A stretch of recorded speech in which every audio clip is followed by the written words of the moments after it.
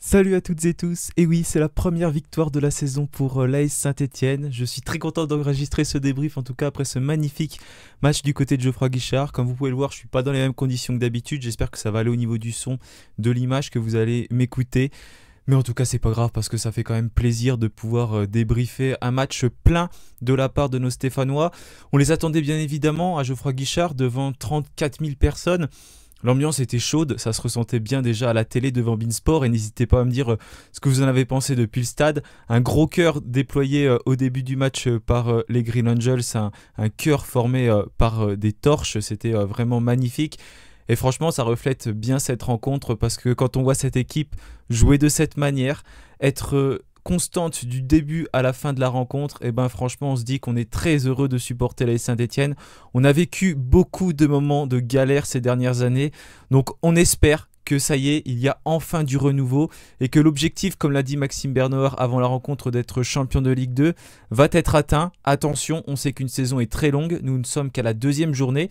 On est d'ailleurs passé leader par rapport à la différence de but parce qu'aucune équipe n'est parvenue à remporter ces deux premières rencontres. C'est quand même aussi assez fou et ça montre que ce championnat de Ligue 2 est serré. On va être très attendu à chaque rencontre, bien évidemment. Après cette performance, on va être étudié par nos adversaires à l'image de ce qui s'est passé l'année dernière au mois de janvier quand Eric Orneland a fait ses premiers matchs et qu'on a bien performé, que ce soit contre Reims ou contre le Paris Saint-Germain. Les équipes après ont compris, mais là franchement on a senti des choses très intéressantes face à une équipe de Rodez qui n'était pas très inspirée, il faut le dire également ce soir, et surtout encore 4 buts marqués par les Saint-Etienne, 7 buts marqués depuis le début de la saison, et tout ne repose pas que sur un seul homme. On a vu tous les attaquants stéphano décisifs, ou presque. Les premières minutes de Joshua Defeus, très intéressantes, on y reviendra. Et également Lucas Tassin, qui est entré en jeu en fin de rencontre pour disputer les dernières minutes. Mais Lucas Tassin est pour l'instant toujours stéphanois, comme Zuriko Davitashvili d'ailleurs. Donc on va faire le débrief de cette rencontre avant de débuter. Comme d'habitude, n'oubliez pas de vous abonner, de liker la vidéo et nous on se retrouve juste après le générique.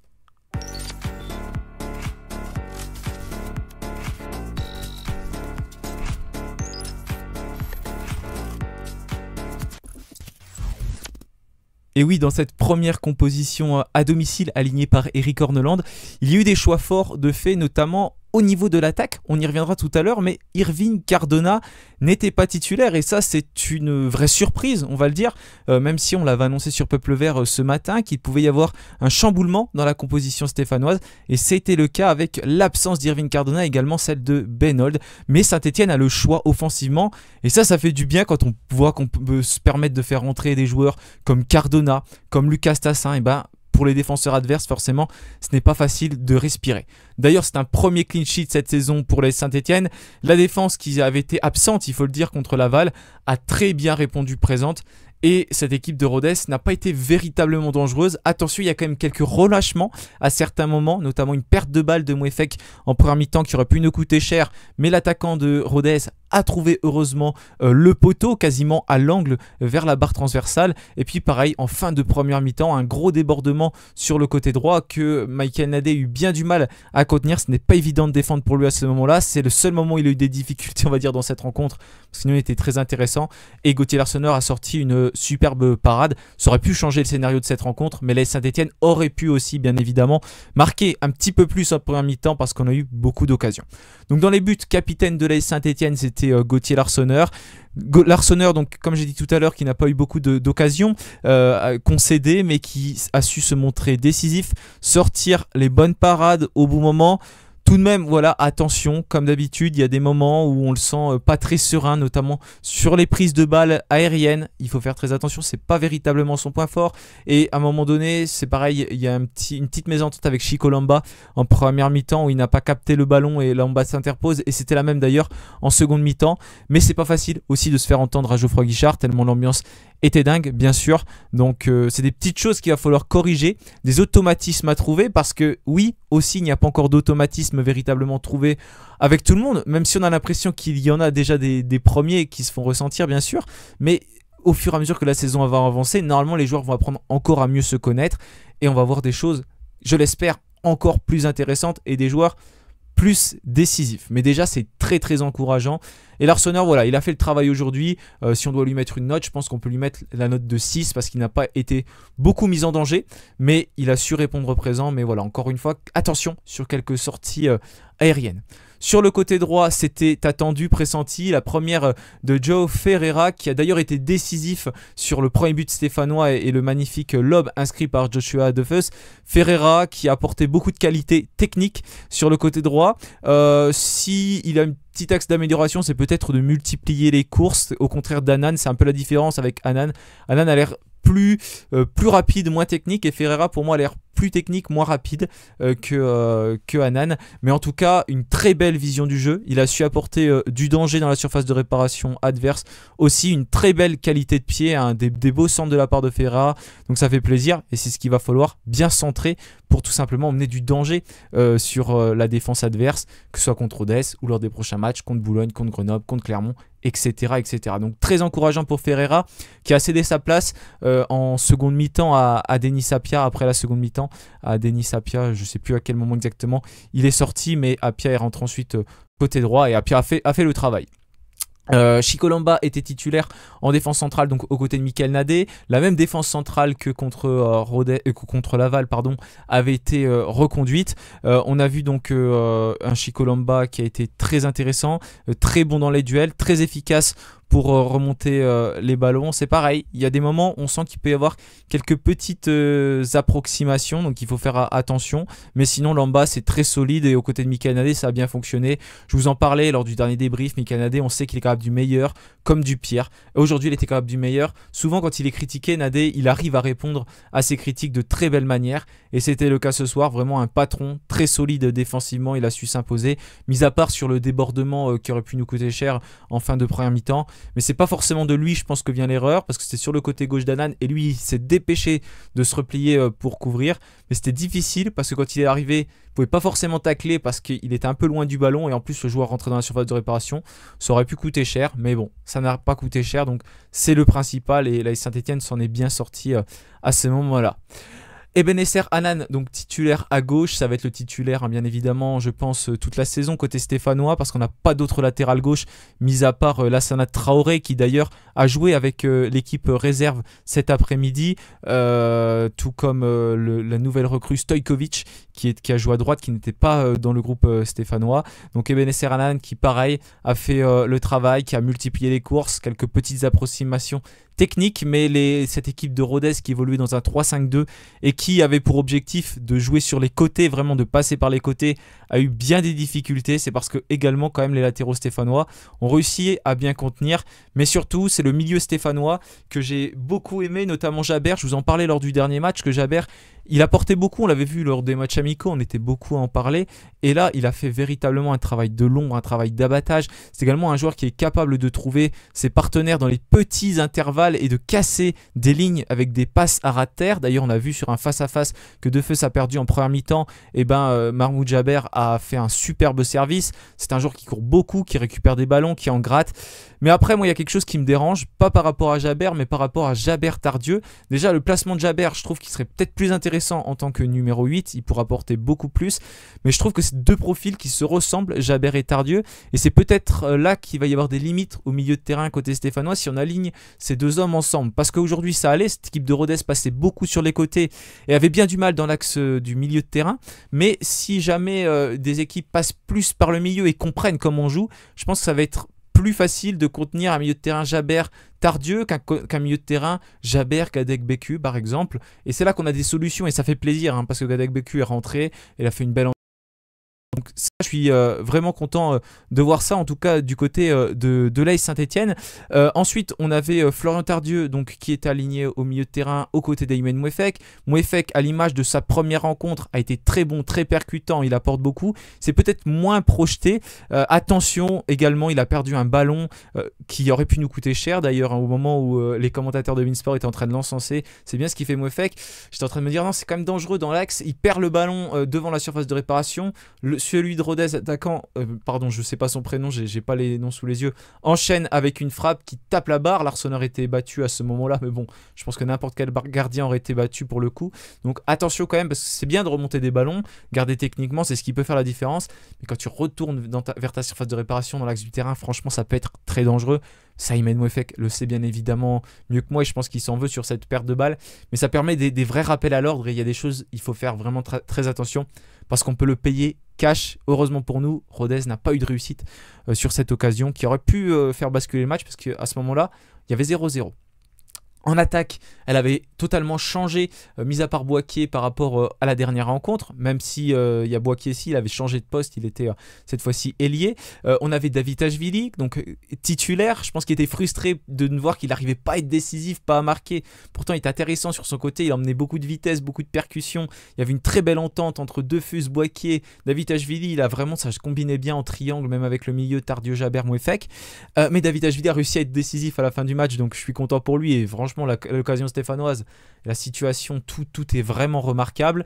Boaké aligné donc sur le côté droit qui a été aussi très percutant et encore une fois décisif. Boaké, franchement, c'est beau ce qu'il a fait. Si je dis pas de bêtises, c'est 2 passes décisives pour Augustine Boaké ce soir. Joshua Defus, titulaire en pointe de l'attaque. On attendait de le voir pour ses premières minutes. Lui qui arrivait, ça y est, hein, enfin officiellement du côté de Saint-Etienne. On le voyait aux entraînements, mais il ne pouvait pas signer. Là, il a pu signer son contrat. Il était titulaire en pointe de l'attaque et franchement Joshua Defus, c'est très intéressant techniquement, dos au jeu, physiquement, il est rapide, bref il est capable de jouer un petit peu partout sur le fond d'attaque. À un moment donné il a fait un superbe débordement sur le côté gauche, il fait des beaux appels de balle dans la profondeur, il se pose pas de questions, il est capable d'enchaîner rapidement avec une frappe, techniquement il est vraiment pas embêté avec le ballon et à un moment donné c'est pareil, il aurait pu être décisif, il a servi Boaké qui malheureusement a raté le cadre et a fait un joli drop, mais Defus franchement c'est une première mi-temps, une seconde mi-temps très encourageante de sa part et Lucas Tassin qui est ensuite rentré peut peut-être se dire, c'est vrai, qu'avec un joueur comme ça, s'il continue comme ça, il va pouvoir partir de l'AS Saint-Etienne. Mais bien évidemment, on souhaite tous continuer avec cette attaque Defus, Stassin et même garder Davitashvili, Cardona, Boaké, Hold parce que on avait un peu du mal en attaque certaines fois. L'année dernière, même si c'était intéressant, mais on ratait beaucoup d'occasions. Là, on en a raté quelques-unes, mais la plupart du temps, quand même, on voit qu'on peut être très très dangereux en Ligue 2. C'est différent par rapport à la Ligue 1. Donc j'espère qu'on va pouvoir garder toutes nos forces offensives.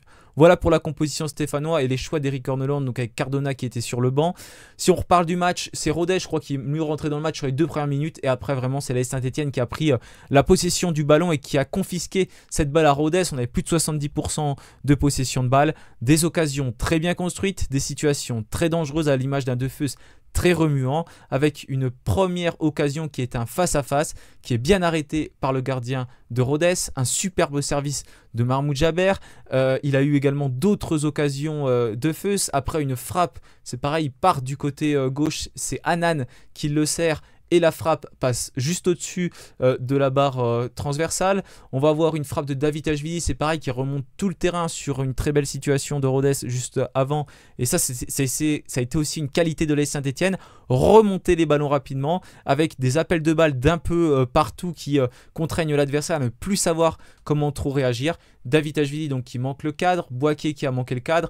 Et on a le but bien sûr marqué par Joshua Defus sur un très beau ballon donné par João Ferreira sur le côté droit. Une très belle action construite par l'AS Saint-Etienne et qui va rapidement vers l'avant comme je disais tout à l'heure. Un duel gagné par Defus. Defus qui s'impose face au gardien adverse également en le lobant.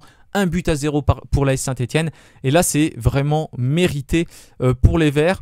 Après voilà, Rodez essayait de réagir mais c'était très compliqué quand même pour eux. Attention, comme j'ai dit tout à l'heure, aux mésententes, mais globalement, ça s'entend bien plutôt sur le terrain. Je dis aux mésententes entre l'Arsenal et sa défense, mais ça s'entend plutôt bien sur le terrain, sinon, avec des très belles combinaisons entre le milieu de terrain et l'attaque. Franchement, un très beau jeu, un très beau pressing et des ballons récupérés très haut par l'AS Saint-Etienne. Donc voilà, ça va être, je pense, une des clés de la saison, réussir à combiner rapidement. En seconde mi-temps, donc un premier changement qui est fait avec Defus qui sort, Cardona qui rentre, Cardona le sait. Il va devoir être décisif ou en tout cas se montrer très intéressant sur le terrain parce qu'il y a une très grosse concurrence en attaque à l'AS Saint-Etienne. Il va parvenir à le faire, d'ailleurs ça aurait pu être très rapide au bout de 20 secondes, on attaque vraiment fort, mais il y a un ballon qui est contré et qui est dévié en corner. Et après on va mettre longtemps à marquer le deuxième but et là ce deuxième but il fait plaisir avec Mahmoud Jaber. Juste avant on avait tiré d'ailleurs sur le poteau de la part de Zuriko Davitashvili et l'occasion se poursuit, les ballons qui sont gagnés, les duels par l'AS Saint-Etienne, peut-être une mauvaise une mauvaise sortie du gardien de Rodez à ce moment là et ensuite c'est Jaber qui va parvenir à récupérer un ballon et taper cette fois-ci le poteau droit et c'est un poteau rentrant qui permet à Saint-Etienne de faire le break, de mener 2-0. Ça c'est quelque chose qu'on craint bien sûr quand on gagne seulement 1-0, l'adversaire peut revenir, ça aurait pu être le cas pour Rodez, mais l'AS Saint-Etienne a réussi à faire le travail et à marquer le second but. On monopolise totalement le ballon, il n'y a pas vraiment d'arrêt de Gauthier Larsonneur en seconde mi-temps, c'est Saint-Etienne qui a la possession et on va marquer même un troisième but et cette fois-ci c'est une action bien construite avec Larsonneur qui remet un superbe dégagement de la main, d'ailleurs ça il faut aussi saluer, de Larsonneur qui avait aussi cette capacité à donner les ballons rapidement de la main. Il a servi Augustin Boaké qui a vu l'appel de Cardona à la limite du hors-jeu et Cardona qui va se présenter seul face au portier de Rodez et tout simplement gagner son face-à-face, également aidé par le poteau droit, poteau rentrant pour les Verts, ça fait 3-0, le COP Sud qui chavire comme le COP Nord avait fait en première mi-temps et l'ambiance est incroyable bien évidemment dans le chaudron avec ça y est tout le monde qui marque parce que là c'est encore une fois Boaké qui est décisif pour Cardona qui marque. Et ensuite, il n'y a pas de doublé de marqué par les Verts, c'est tout le temps un buteur différent, ça fait plaisir. Entre Defus, Jaber, Cardona et le dernier but marqué par Davitashvili où également l'action est très bien construite avec encore une fois une superbe passe d'Augustin Boaké qui le trouve bien dans l'intervalle. Ça fait 4-0 pour les Verts. Et là l'objectif de cette fat match c'était bien évidemment de conserver le score et de garder les cages inviolées et c'était le cas avec 0 but inscrit par Rodez, même si parfois attention ça peut chauffer, on peut perdre des ballons, il y en a quelques-uns qui sont perdus qui peuvent être dangereux. J'ai le souvenir d'un ballon de Denis Sapia, je dis Denis Sapia c'est pas pour lui taper dessus plus qu'un autre mais c'est juste que je me souviens d'Apia, mais on en a perdu d'autres, je crois Gadek Beku aussi on a perdu un au milieu de terrain qui aurait pu amener des situations dangereuses, mais l'attaque de Rodez n'était pas inspirée aujourd'hui et n'a pas réussi à marquer de but. Donc le score du match final est de 4-0 pour l'AS Saint-Etienne, la victoire est totale, la fête est totale et c'est le match référence forcément pour l'AS Saint-Etienne cette saison. Il va falloir s'appuyer dessus, bien évidemment le travail n'est pas fini. Boulogne va analyser notre rencontre, Boulogne qui s'est incliné contre Nancy, ils vont analyser ce qu'on a fait, ils vont essayer de nous faire déjouer chez eux à domicile, ça va être le match de la saison, celui qu'ils attendent, donc bien évidemment on va voir ce qui va se passer, également au niveau du mercato de l'AS Saint-Etienne, est-ce qu'il va y avoir d'autres arrivées? Pour l'instant ça temporise un petit peu, c'est ce qu'avait indiqué la direction et ça semble assez logique avec tous les achats qui ont été faits, et on va voir s'il y a des départs, mais en tout cas ça peut lancer une très très belle dynamique. On est leader du classement de Ligue 2 même si ça ne veut rien dire, avec 4 points, 7 buts marqués, 3 buts encaissés. Il va falloir cette année en tout cas faire une très belle saison, mais merci aux Verts parce que vivre des émotions comme ça fait véritablement plaisir et c'est ce qu'on attend avec les moyens colossaux qui ont été mis. De toute manière on est archi favori, il faut le dire, de cette Ligue 2, c'est vrai, on est favori, quand on l'est il faut le dire, il faut assumer ce statut, ça ne veut pas dire qu'on va dominer, écraser tous nos adversaires, mais en tout cas on se doit de faire le jeu, on se doit de produire quelque chose, les joueurs se doivent de faire enflammer le stade Geoffroy Guichard et puis de marquer, de gagner des rencontres pour que l'AS Saint-Etienne ne se fasse pas peur et arrive à sereinement construire sa saison pour bien sûr bâtir quelque chose et remonter en Ligue 1 parce que c'est l'objectif numéro 1. Quand ton objectif c'est d'être champion, l'objectif c'est aussi bien sûr de remonter directement. Mais voilà, en tout cas pour tous ceux qui pouvaient être un petit peu, se poser des questions sur les recrues, le projet Kilmer, quand on voit un match comme ça, on se dit qu'il y a quand même des bonnes choses. Ça ne veut pas dire qu'on ne va pas retomber dans nos travers plus tard, bien évidemment, mais en tout cas on sait de quoi l'AS Saint-Etienne est capable. On sait qu'on est capable de tenir toute une rencontre parce que c'est également la différence par rapport à la saison dernière. On a des recrues, donc quand il y a des joueurs qui sont un petit peu épuisés, comme Boaké par exemple, ils peuvent sortir, céder leur place et on peut se permettre de faire rentrer d'autres personnes qui sont fraîches. Mais pour ça, il faut aussi gagner pour être capable de changer l'équipe, la configuration, parce que quand il y a 0-0, c'est compliqué de changer une équipe. Mais là, il a pu se le permettre en faisant sortir Defus, en gérant les temps de jeu. Cardona qui a joué 45 minutes, Defus également. On peut faire sortir Davitashvili, rentrer Stassin à la fin. Voilà, faire des choses comme ça, des mouvements très intéressants de la part d'Eric Horneland, qui a complètement réussi son coaching. Et puis Geoffroy Guichard, je pense, l'ensemble du public est heureux de cette performance de l'AS Saint-Etienne. Voilà. Autre point positif dans cette rencontre, en plus de l'emballer, c'est qu'on a changé un petit peu notre méthode pour les coups de pied arrêtés et ça a pu être dangereux. On a su les jouer. Dans la surface, ils ne sont pas encore formidablement tirés, mais quand on les joue à deux, je trouvais que c'était plutôt bien, avec Davitashvili cette fois-ci qui servait un partenaire très souvent. On a un petit peu plus varié et ça a apporté du danger, mais c'est des choses qui vont se vérifier bien évidemment aussi contre d'autres équipes, parce que là c'était que contre Rodez qui ne s'attendait pas à tout, ça va être analysé, ça il faut bien évidemment le prendre en compte. Merci à tous d'avoir suivi ce débrief, ça fait très plaisir cette victoire pour l'AS Saint-Etienne, des jeunes joueurs qui montent en puissance, une équipe qui semble bien s'entendre en tout cas sur le terrain, en espérant que ça continue lors des prochaines journées. Et je pense qu'on va tous passer un bon dimanche, suivre l'affiche du lundi, mais en tout cas, belle victoire de l'AS Saint-Etienne avec un clean sheet, 4-0. Merci à tous, bonne soirée, bon week-end et allez les Verts.